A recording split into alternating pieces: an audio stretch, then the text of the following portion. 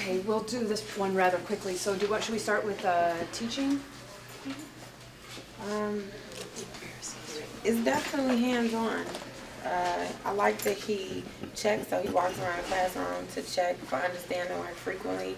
And it's maybe a bit of a stretch, but if you look at the rubric, like it does talk about collaborative work. And I did like that he encouraged the students to assist one another instead of like, you know, you just draw your line and then you sit and relax. So he encouraged them to look to their left and their right to assist their seat partners. Yeah, that was definitely it. Then I also I kind of like the part where he said at the end, you know, I'm going to call you up individually to work with you, because some students who might be a little hesitant to ask a question or something, he might be able to give them a little extra guidance that way, because, you know, if he's talking to them one-on-one, you know, and they won't feel so intimidated by doing that as well. Student perspective and student work? When I talk to the students, you know, they, you know, getting a good handle on where they are now in terms of where they started out in the class, and it hasn't been that long, you know, into the class so far, but they all seem to. Can I just ask you, is this a year-long course or a semester course? Okay, Yeah, so they just started like February 1st or something? Yes, this is a new group of freshmen who just drafted for the first time. Okay.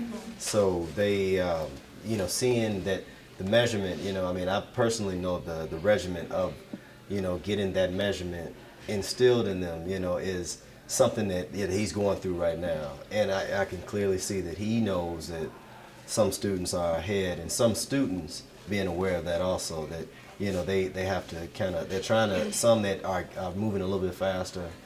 It's not a run away kind of situation, but they all saw where they were going with it, you know. And your professional view is, are they where they're supposed to be in terms of that, you know, 9th grade, second semester, their first semester? Their first semester. Yeah. Absolutely. Yeah. Absolutely. I mean, the next level, I do want them to at a later set time in the semester. I want them to know exactly, be a little bit more confident in why they are, you know, going through. So an application of the skills that they're using for drawing, taking it to the real world is something that I would expect to see Okay. at a later time.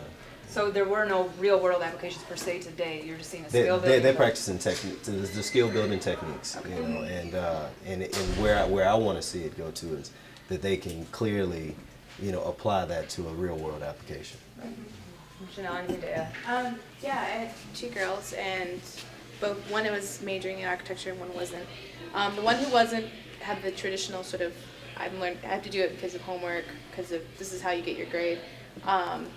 And when I would ask her, like, she told me two important things. She's like, well, I need to know the difference for building trades. I need to know the difference between a 16th and a half. And I would ask her, like, what is the difference? And she really didn't know. And she's like, well, I can only tell you that at home you could use this if you were doing something in the house. And then the other girl who was actually majoring in it had a ton of examples for me. She was like, well, look, when you go into architecture, you can't mess up that building. She's like, if it's not a perfect line, the building will be standing. And then I said, what if you don't become an architect? She's like, well, I'm going to be really annoyed if my picture frame is crooked. And so I was very impressed. I felt as though, as an observer, I was in their way, because they were like, come on, can you move? Yeah. I got to finish my line. So that's my impression. Any other evidence in regards to, you know, just generally, I mean, rather world beyond classroom or the environment in the classroom? Evidence of any of these indicators or lack of evidence? Well, I'm with Carmel in this one. I thought that, you know, the whole like peer tutoring aspect of it, working together, we're all at different ability levels with this, especially if they're just starting off with these new skills. And I did see a couple of students who were, you know, looking around. They were making sure everybody was right where everybody else was supposed to be. So it was definitely hands-on, and they were using different technologies.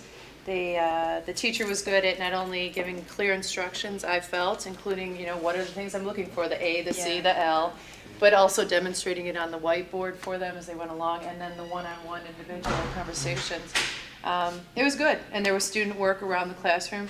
The only thing was the student work was a bit dated, so I wonder if he updates that. It was from November, so I'm wondering if he would be updating that with the new course. Were there names underneath the work too? Yes. Oh, okay, I wasn't sure.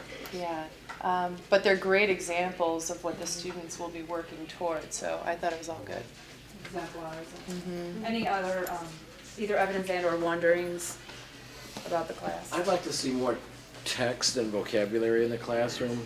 Just, I imagine there's a lot of new vocabulary that's presented, particularly for the freshmen, if it's, you know, diameter or perimeter or symmetry or whatever. I just didn't see any vocabulary, and it's a very visual class. There's a lot of images We're gonna see visual evidence. that, with text, this vocabulary The developments. jargon.